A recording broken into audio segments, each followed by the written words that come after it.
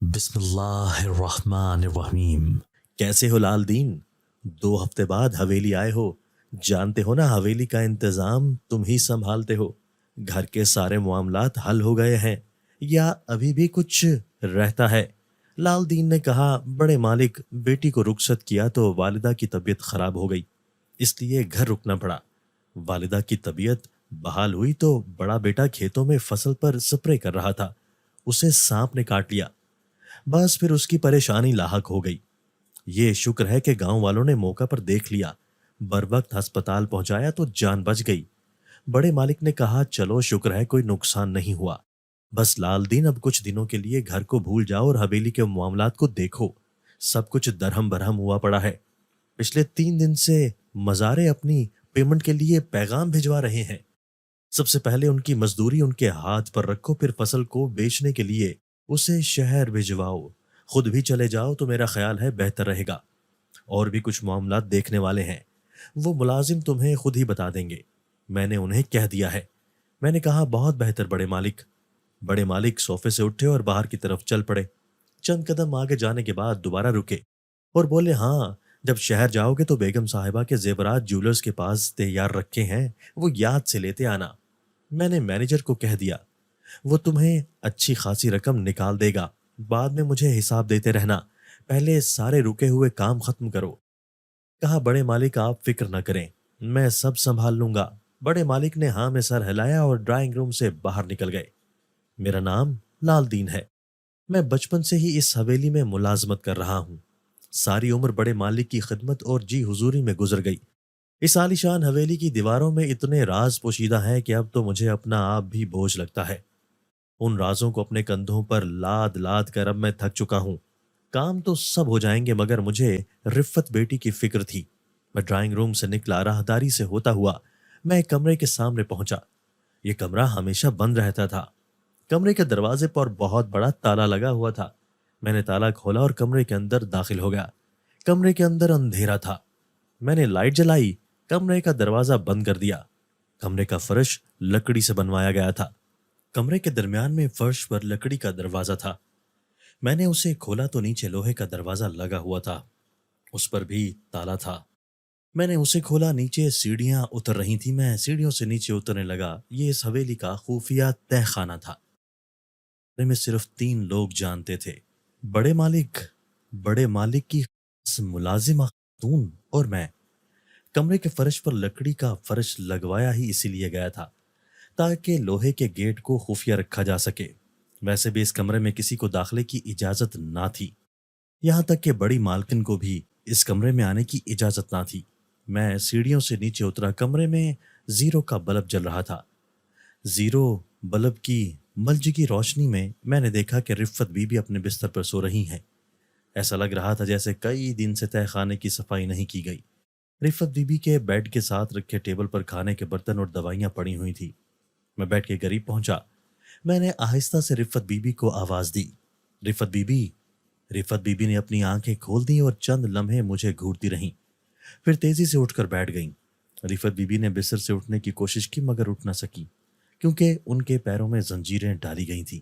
ان کے دونوں ہاتھوں میں بھی زنجیر ڈالی ہوئی تھی اور ہاتھ پلنگ کے ساتھ باندھے گئے تھے۔ رفت بی بی کی آنکھیں سرخ ہو رہی تھیں، وہ غصے سے گرجیں، لال دین مجھے کب تک یہاں رکھو گے؟ ہاں، آخر کب تک؟ جس دن میں یہاں سے باہر نکلی میں سب کو مار دوں گی۔ لال دین، ہاں، اگر تم مجھے آزاد کر دو تو تم بچ جاؤ گے۔ میں سر جھکائے کھڑا تھا۔ میں نے کہا، بی بی جی، آپ نے کھانا کھایا ہے، دوائیاں لی ہیں؟ رفت بی بی غصے سے چلانے لگی اور زور زور سے اپنے ہاتھ پاؤں کو زنجیروں سے آزاد کرانے کی کوشش کرنے لگی۔ لال دین، کون سی دوائیاں؟ ہاں، وہ دوائیاں جن سے مجھے پاگل کرنے کی کوشش کی جا رہی ہے۔ انجیکشن لگا لگا کر مجھے دن رات سلایا جاتا ہے۔ لال دین، مجھے کھولو، یہ بیڑیاں کھولو۔ اتنے میں سیڑھیوں سے صاحب خاتون تہ خانے میں ہاتھ میں ٹرے لیے آئیں۔ رفت بی بی نے ملازمہ کی طرف دیکھا اور بولی، صاحب خاتون، تم یہ بیڑیاں کھول دو، تم تو اچھی ہونا۔ مگر ملازمہ نے ٹرے ٹیبل پر رکھا اور بولی، رفت بی بی، پہلے کھانا کھا لو، میں اپنے ہاتھ سے اپنی بیوی کو کھانا کھلاؤں گی۔ پھر صاحب خاتون مجھ سے مخاطب ہوئی اور بولی، بھائی لال دین، تم یہاں سے جاؤ، میں آ گئی ہوں۔ ہمیں تمہاری کوئی ضرورت نہیں۔ صاحب خاتون نے آنکھوں سے معنی خیز نظروں سے اشارہ کیا۔ اسی اسنا میں رفت بی بی چلائیں، جاؤ یہاں سے۔ میں فوراً تہہ خانے سے چل پڑا۔ سیڑھیاں چڑھتے میں تہہ خانے سے اوپر آیا اور دروازہ بند کر دیا۔ رفت بی بی جتنا بھی شور مچانے، تہہ خانے کو ساؤنڈ پروف بنایا گیا تھا، لہٰذا ان کی آواز یا چیخ و پکار تہہ خانے سے باہر نہیں آتی تھی۔ میں کمرے سے باہر نکلا، سامنے بڑی مالکن کھڑی تھی۔ میں انہیں دیکھ کر ٹھٹک کر رک گیا۔ بڑی مالکن نے کہا، لال دین ایسا کیا ہے اس کمرے میں کہ ملازم کو تو جانے کی اجازت ہے مگر گھر کی مالکن کو نہیں؟ بڑے مالک کی آواز آئی۔ ہم نے آواز کی سمت دیکھا، چند قدموں کے فاصلے پر بڑے مالک کھڑے تھے۔ کہنے لگے، آپ یہاں کیا کر رہی ہیں؟ بڑی مالکن خاموش تھیں۔ بڑے مالک ہمارے قریب آئے اور بولے، بیگم صاحبہ کتنی بڑی حویلی ہے، اتنی بڑی حویلی کی مالکن، مربوں کی مالکن اپنے ملازمین کی جاسوسی کرے، یہ آپ کو سجتا نہیں ہے۔ اس کمرے میں ہمارے آباء و اجداد کی نشانیاں پڑی ہوئی ہیں، کتنی بار آپ کو بتایا ہے۔ یہ سن کر بڑی مالکن خاموشی سے چل پڑیں۔ جانے کے بعد بڑے مالک نے کہا، لال دین میں دیکھ رہا ہوں کہ آج کل تمہاری مالکن بہت پر اسرار ہوتی جا رہی ہے، اس لیے بہت محتاط رہنا۔ میں نے کہا، سمجھ گیا مالک، آپ بالکل فکر نہ کریں۔ شہنشاہ کوکاف قبیلے کے سب سے طاقتور سردار ظریف کے گھر میں داخل ہوا۔ سردار ظریف بے چینی کے عالم میں ٹہل رہا تھا۔ شہنشاہ کو دیکھتے ہی بادب کھڑا ہو گیا اور بولا، شہنشاہ آپ یہاں میرے غریب خانے پر؟ مجھے بلا لیتے، میں حاضر ہو جاتا۔ شہنشاہ نے کہا، سردار ظریف بات ہی ایسی تھی کہ مجھے خود آنا پڑا۔ سردار ظریف نے کہا، شہنشاہ خیریت ہے؟ اتنے میں سردار ظریف کی بیوی اور بیٹی کشمالہ کمرے میں آ گئیں۔ شہنشاہ نے کہا، میں نے مخالف قبیلے سے بات کی ہے مگر وہ کچھ بھی سننے کے لیے تیار نہیں ہیں۔ سردار ظریف نے کہا، پھر اب کیا ہوگا؟ شہنشاہ نے کہا، میرے پاس ایک تجویز ہے۔ کچھ عرصے کے لیے اپنی بیوی اور کشمالہ بیٹی کو انسانوں کی دنیا میں بھیج دو، یہ وہاں انسانوں کے روپ میں رہیں، تب تک ہم مخالف قبیلے سے بات چیت کرتے رہیں گے۔ کشمالہ بیٹی کچھ عرصے کے لیے منظر سے غائب ہو جائے، یہی بہتر ہے۔ میں کسی کا نقصان نہیں چاہتا، نہ اپنے لوگوں کا، نہ مخالف قبیلے کا۔ سردار ظریف نے کہا، شہنشاہ کیا آپ کو لگتا ہے کہ اس طرح ہم معاملات کو ٹھیک کر لیں گے؟ شہنشاہ نے کہا، ظریف سردار تم میرے بہادر سرداروں میں سے ایک ہو، میں جانتا ہوں کہ یہ وقت تمہارے لیے مشکل ہے مگر تم فکر نہ کرو، ہماری نیت اچھی ہے، ہم کسی کا نقصان نہیں چاہتے، اللہ ہماری مدد کرے گا۔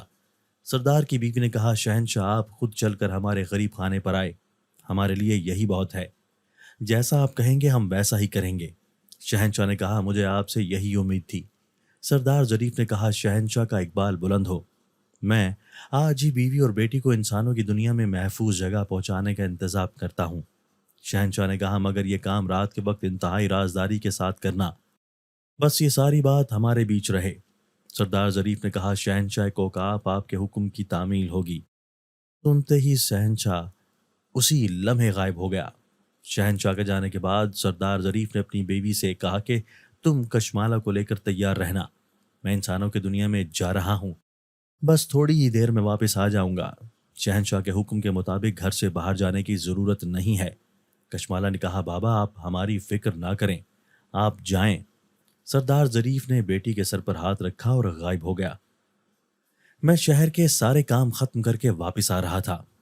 حویلی کے قریب پہنچا تو میری نظر چھوٹے مالک نعمان صاحب پر پڑی۔ حویلی کے عین سامنے بنائے گئے بہت بڑے آموں کے باغ میں چھوٹے مالک بینچ پر اکیلے بیٹھے ہوئے تھے۔ میں نے ڈرائیور سے کہا، گاڑی روکو۔ ڈرائیور نے گاڑی کو بریک لگائی۔ میں گاڑی سے اترا، میں نے ہاتھ میں شاپنگ بیگ پکڑا ہوا تھا۔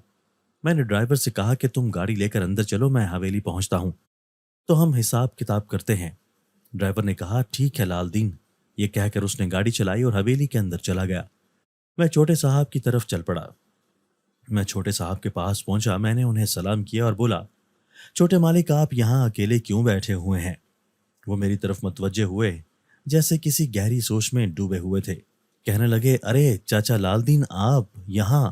میں تو بس تنہائی کے مزے لے رہا تھا، اب اور کرنے کے لیے رہ ہی گیا ہے۔ میں چھوٹے مالک کے قریب بینچ پر ہی بیٹھ گیا۔ وہ شاپنگ بیگ کو دیکھتے ہوئے بولے، لگتا ہے آپ شاپنگ کر کے آ رہے ہیں۔ میں نے مسکراتے ہوئے کہا، چھوٹے مالک اس میں بڑی مالکن کے زیورات ہیں، وہی لے کر آ رہا ہوں۔ میں چند لمحے توقف کے بعد بولا، چھوٹے مالک یہ کتنی بڑی حویلی ہے، نوکر چاکر شہر میں الگ کاروبار ہے اور زمینوں کا کام الگ ہے. آپ کام کاج میں اپنا دل لگائیں، وقت سارے زخموں کو منتمل کر دے گا. چھوٹے مالک نے کہا، لال دین چاچا یہاں تو غم ہے، کچھ زخم بھرنے میں اتنا وقت لگا دیتے ہیں کہ زندگی اسی میں گزر جاتی ہے. میں نے کہا، چھوٹے مالک آپ کی عمر میرے بڑے بیٹے جتنی ہے، آپ مجھے بالکل میرے بیٹے کی طرح پیارے ہیں. مجھے آپ کو افسردہ دیکھ کر دکھ ہوتا ہے. آپ آگے بڑھنے کی کوشش کریں. چھوٹے مالک نے کہا، چاچا میں اب تک اسی لمحے میں قید ہوں، کوشش کرتا ہوں مگر نکل نہیں پاتا ہوں. مجھے گلہ ہے، شدید گلہ ہے اپنی بے وفا بیوی سے.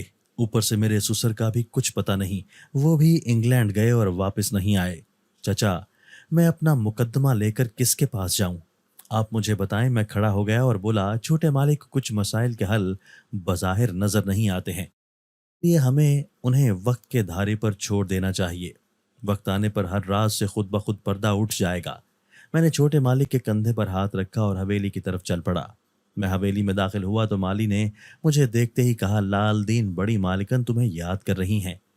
میں بڑی مالکن کے کمرے کی طرف چل پڑا. ڈرائنگ روم میں مجھے صاحب خاتون مل گئیں. وہ میرے قریب آئیں اور سرگوشی کرتے ہوئے بولی، بھائی لال دین آج رات عشاء کی نماز کے بعد میرے کوارٹر میں آ جانا، میں انتظار کروں گی. میں نے ہاں میں سر ہلا دیا اور سمجھ گیا کہ ضرور کوئی غیر معمولی بات ہے. میں بڑی مالکن کے کمرے کی طرف چل پڑا. میں نے دروازے پر دستک دی.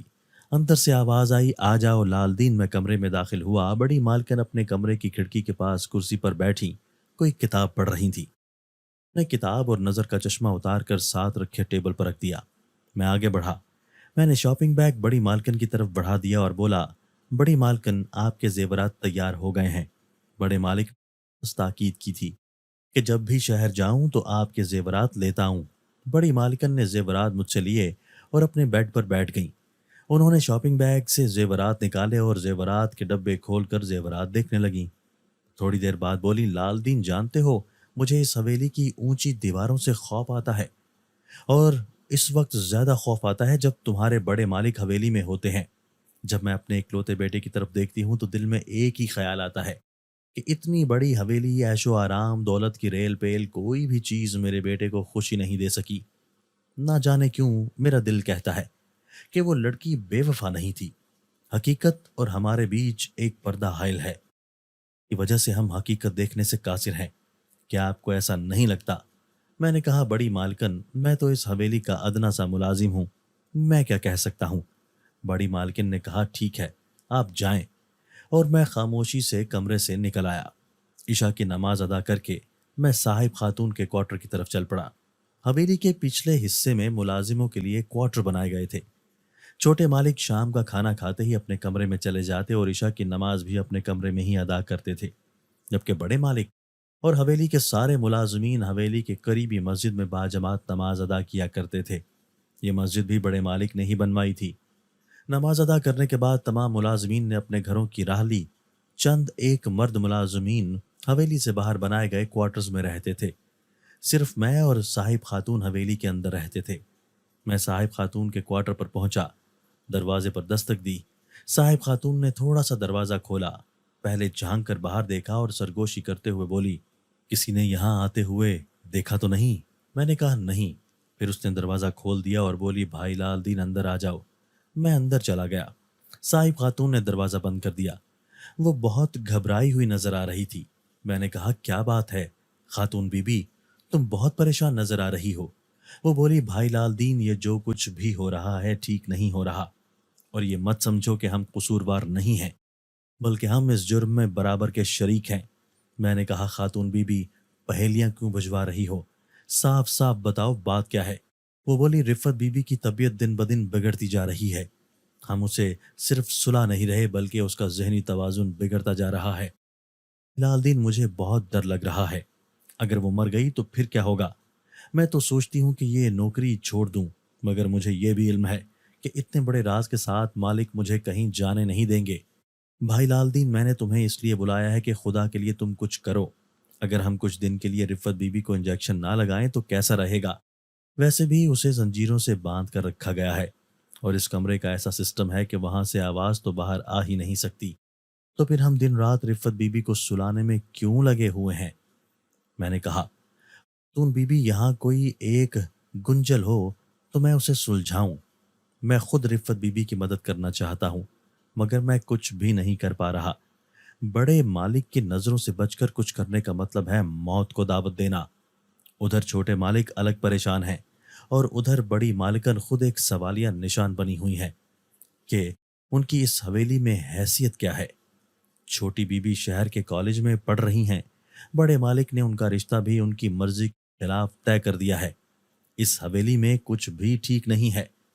صاحب خاتون نے کہا، بھائی لال دین چاہے کوئی خوش رہے نہ رہے، مگر سب خود کو سنبھال سکتے ہیں، لیکن اس وقت جسے مدد کی ضرورت ہے وہ رفت بی بی ہے۔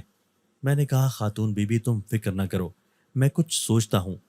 وہ بولی، جلدی سوچنا، ایسا نہ ہو کہ اس تہخانے میں رفت بی بی کی قبر بن جائے۔ میں نے کہا، تم 2 دن انجیکشن نہ لگاؤ، دیکھتے ہیں رفت بی بی کی طبیعت میں کوئی فرق آتا ہے۔ وہ بولی، ٹھیک ہے۔ چند اور ضروری باتیں کر کے میں صاحب خاتون کے کوارٹر سے نکل آیا اور حویلی کے اندر چل پڑا۔ ڈرائنگ روم کے اندر ہی ایک کمرہ میرا تھا۔ میں حویلی کے اندر اس لیے رہتا تھا تاکہ ہر ایک پر نظر رکھ سکوں۔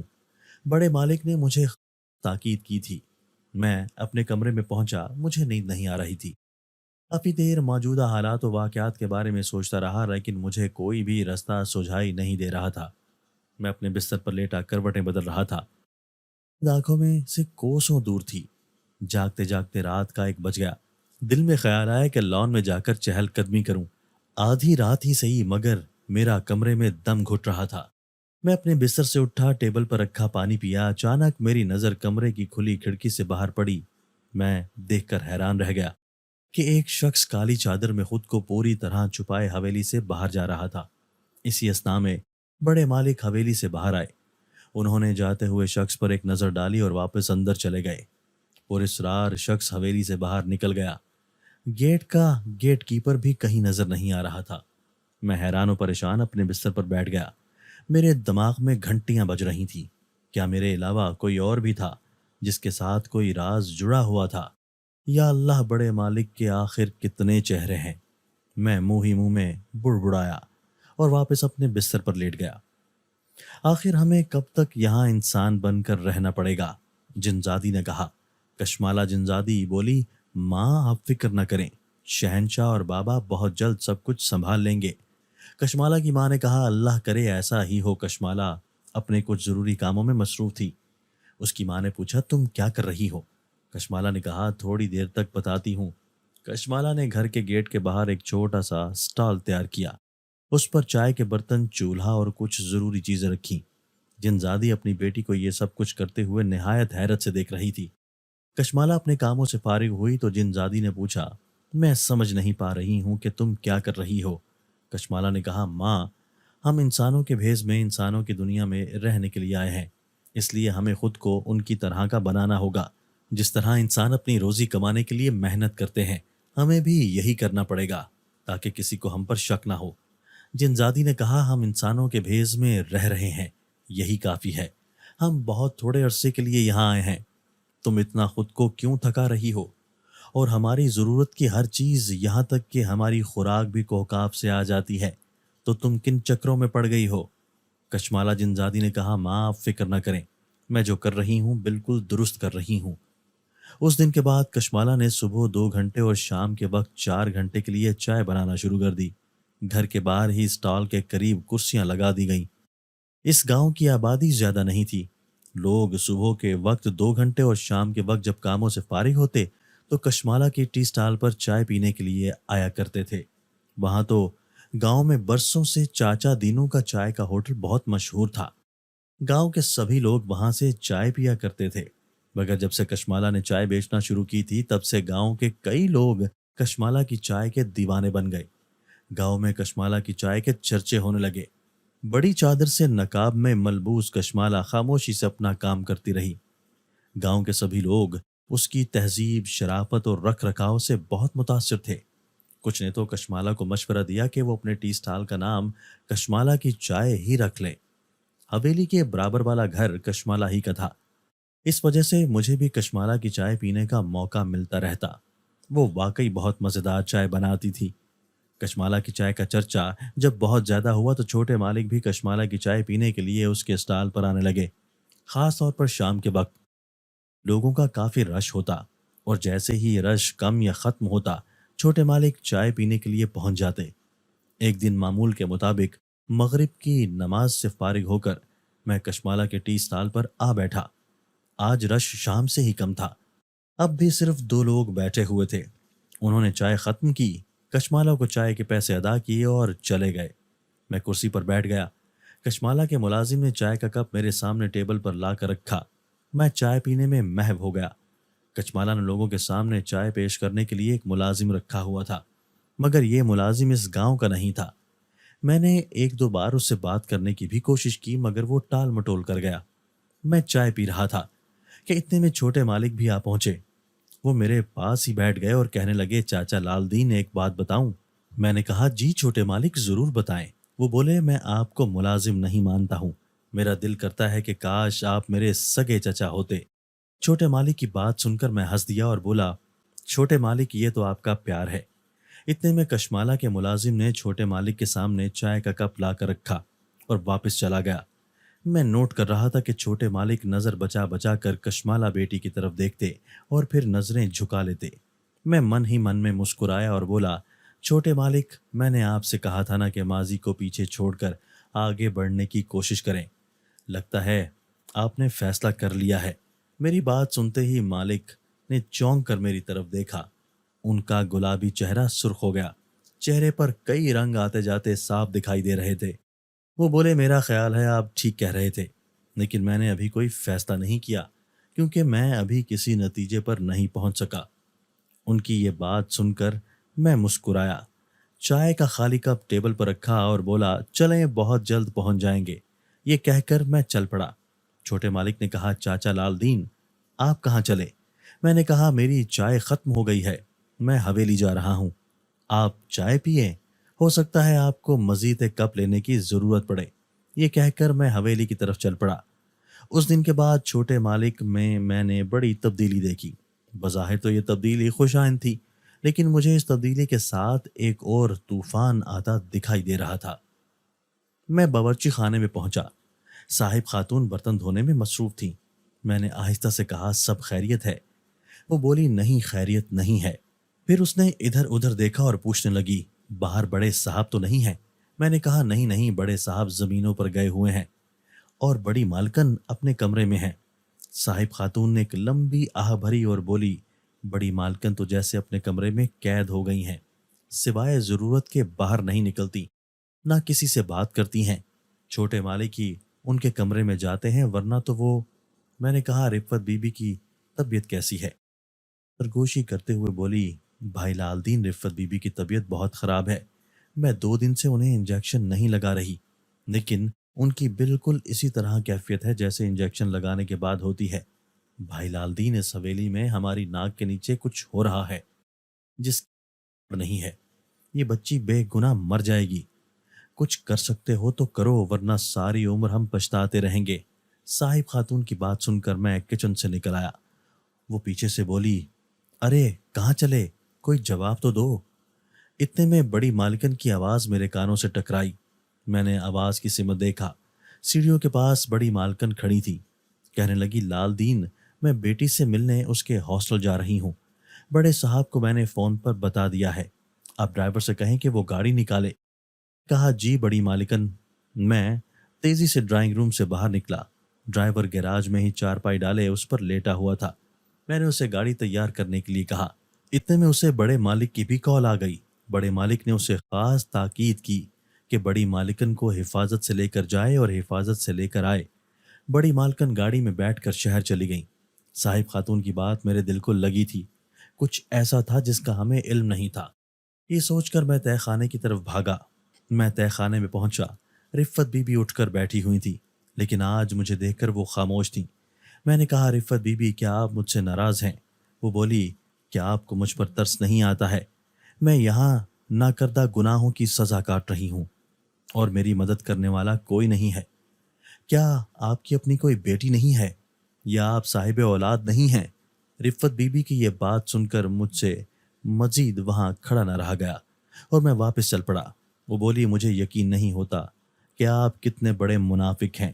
دن کی روشنی میں آپ ہمدردی کرنے آتے ہیں اور رات کے اندھیرے میں چہرے پر نقاب چڑھائے مجھے انجیکشن لگانے آتے ہیں۔ یہ سنتے ہی میں نے چونک کر رفت بی بی کی طرف دیکھا۔ کون سے ٹیکے لگا رہے ہیں آپ مجھے بتائیں گے؟ لیکن میری بات یاد رکھیے گا کہ اگر میں یہاں مر گئی تو قیامت کے دن آپ کا گریبان پکڑوں گی، کیونکہ آپ ظالم کا بازو مضبوط کرنے میں لگے ہوئے ہیں۔ میں تہہ خانے سے باہر نکلا، کمرے سے باہر آیا، دروازے پر تالا لگا دیا۔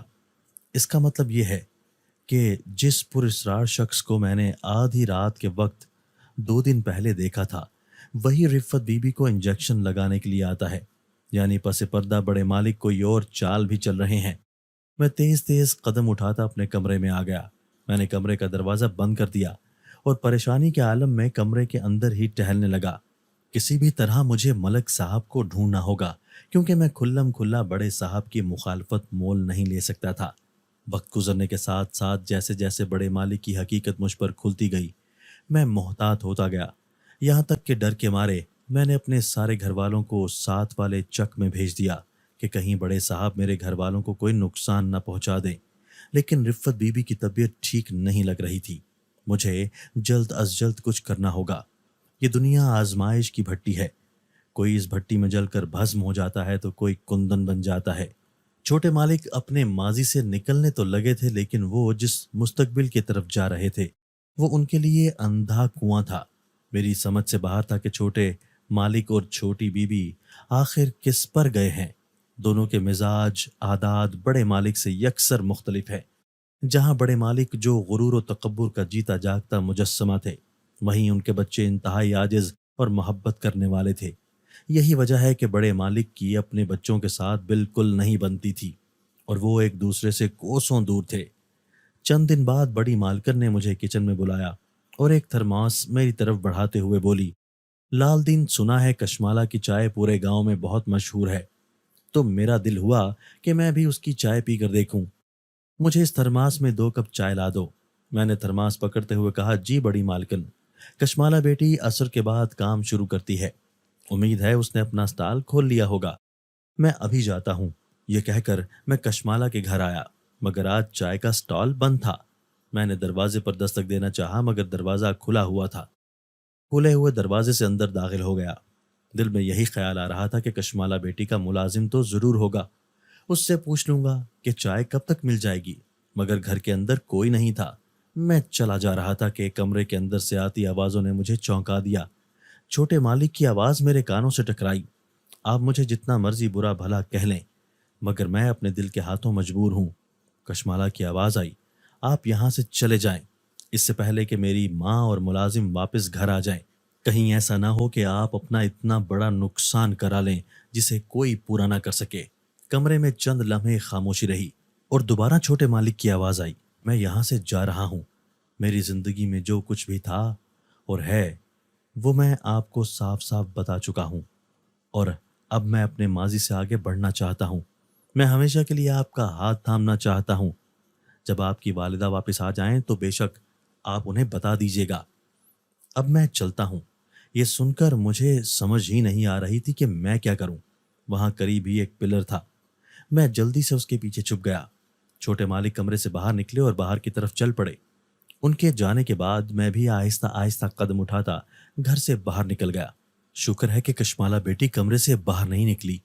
چھوٹے مالک اپنی زندگی کی دوسری بڑی غلطی کرنے جا رہے تھے۔ اگلے دن میں نے کچھ کاموں کے لیے بڑے مالک سے شہر جانے کی اجازت مانگی، جو مجھے مل گئی، لیکن میں گاڑی اور ڈرائیور ساتھ لے کر نہیں گیا، میں اکیلا ہی شہر گیا۔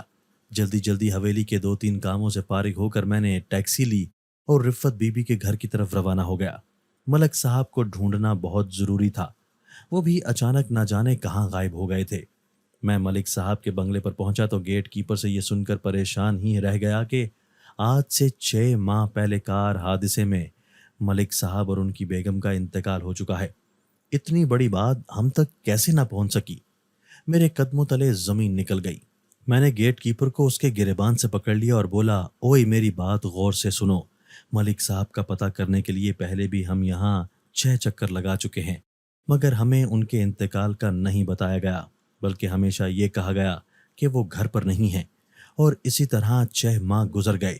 گیٹ کیپر نے اپنا گریبان چھڑواتے ہوئے کہا، وہ چاچا میرا گریبان چھوڑو، مجھ سے پہلے یہاں جو گیٹ کیپر تھا وہ چند دنوں کے لیے اپنے گھر گیا ہوا ہے اور میں یہاں اس کی ڈیوٹی دے رہا ہوں۔ مجھے کیا پتا کہ اس نے تم لوگوں سے کیا کہا ہے، میں تو تمہیں وہ بتا رہا ہوں جس کا مجھے علم ہے، اور یہی سچ ہے۔ میں نے اس کا گریبان چھوڑ دیا اور وہیں زمین پر بیٹھ گیا۔ گیٹ کیپر میرا کندھا ہلاتے ہوئے بولا، چاچا خیریت تو ہے؟ تھوڑی دیر کے بعد میں نے اپنے حواس کو یکجا کیا، کھڑا ہوا اور بولا، مجھ سے ایک وعدہ کرو۔ وہ بولا، کیسا وعدہ؟ میں نے کہا، تم سے پہلے یہاں جو گیٹ کیپر تھا، جب وہ واپس آئے گا تو تم اسے میرے بارے میں نہیں بتانا، یہ وعدہ کرو، بلکہ کسی کو بھی نہیں بتانا کہ میں نے ملک صاحب کے بارے میں تم سے کچھ پوچھا ہے اور تم نے مجھے کچھ بتایا ہے۔ وہ بھی حیران تھا، کہنے لگا، تم کہتے ہو تو نہیں بتاؤں گا، لیکن آخر یہ ماجرا کیا ہے؟ میں لڑکھڑاتے قدموں کے ساتھ چل پڑا اور بولا، ماجرا تمہیں جلد پتہ چل جائے گا۔ آدھی رات کا وقت تھا جب ایک نقاب پوش تہ خانے والے کمرے سے باہر نکلا، اس کے ساتھ بڑے مالک بھی کمرے سے باہر نکلے۔ بڑے مالک نے اس سے کہا، اور کتنا وقت لگ جائے گا؟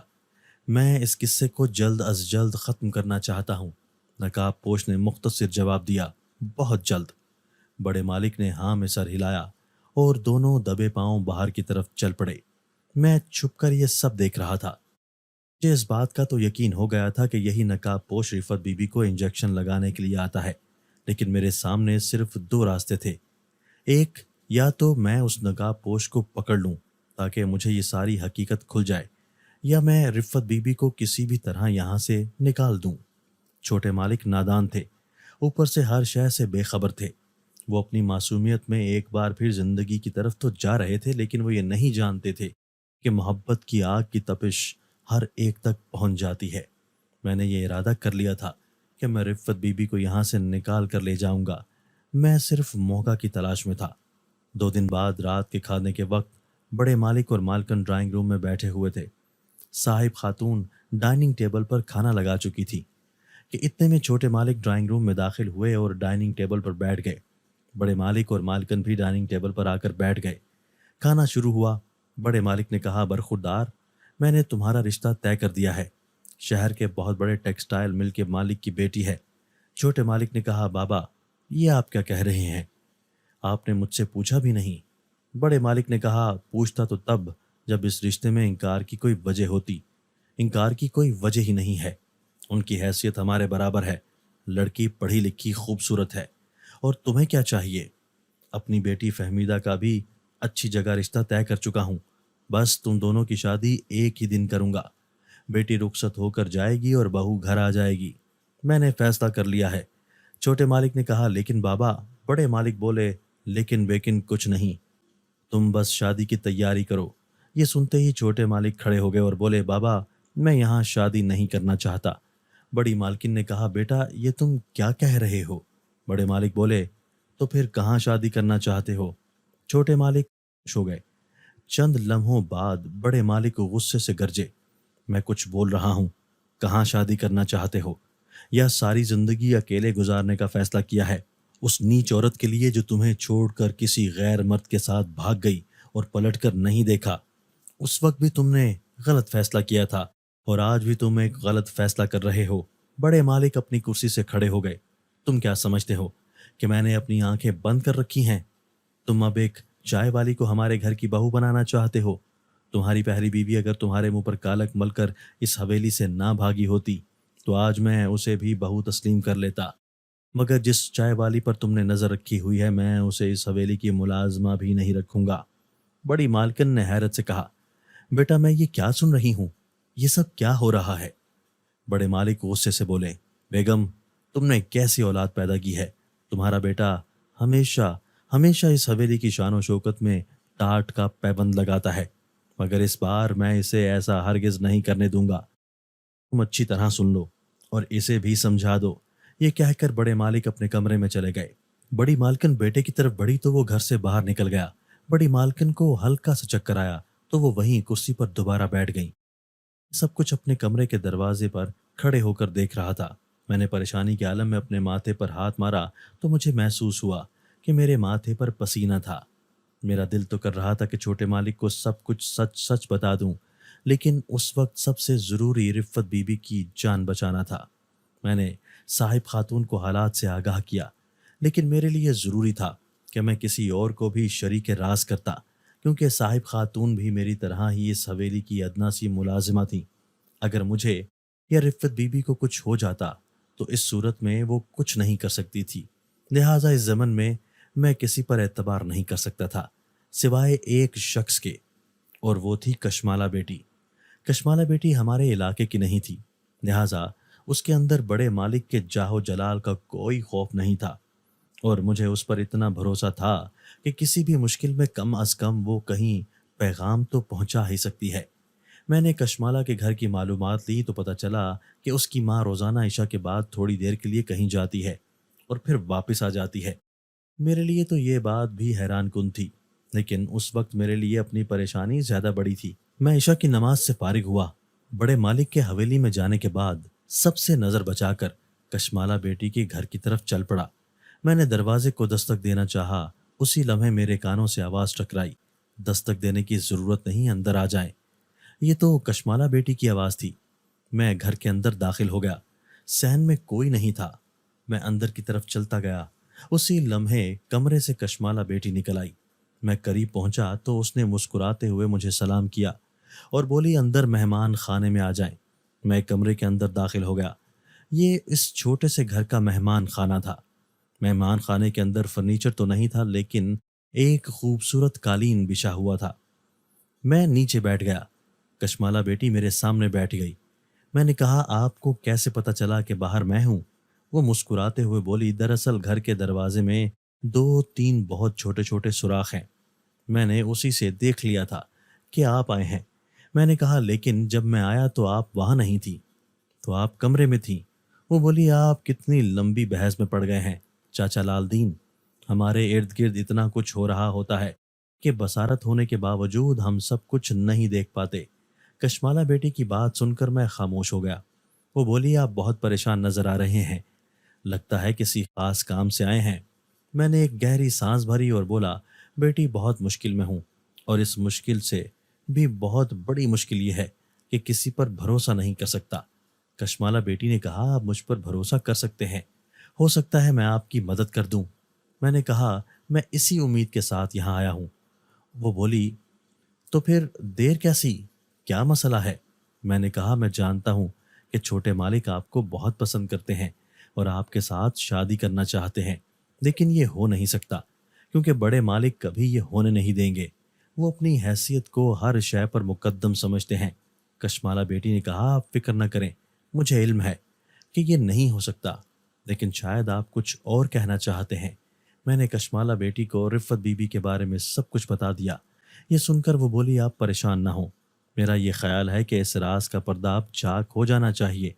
آپ بے فکر ہو کر جائیں اور اس مظلوم لڑکی کی مدد کریں، مجھ سے جو ہو سکا میں آپ کی مدد کروں گی۔ یہ سن کر میرے دل کو بڑا حوصلہ ملا۔ میں نے کشمالہ بیٹی سے اجازت لی اور حویلی واپس آ گیا۔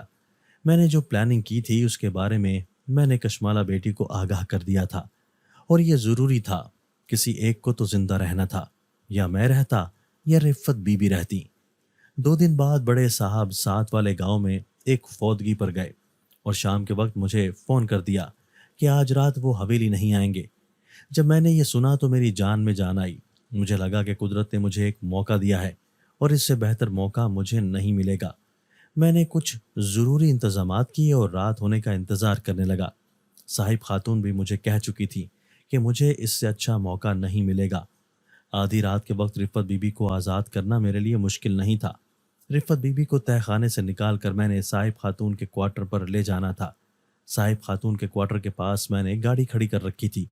رفت بی بی کو اسی گاڑی میں بٹھا کر حویلی کے پچھلے دروازے سے میں نے باہر لے کر جانا تھا، لیکن یہ کام بڑی احتیاط سے کرنے والا تھا کہ بڑی مالکن اور چھوٹے مالک کو پتہ نہ چلے۔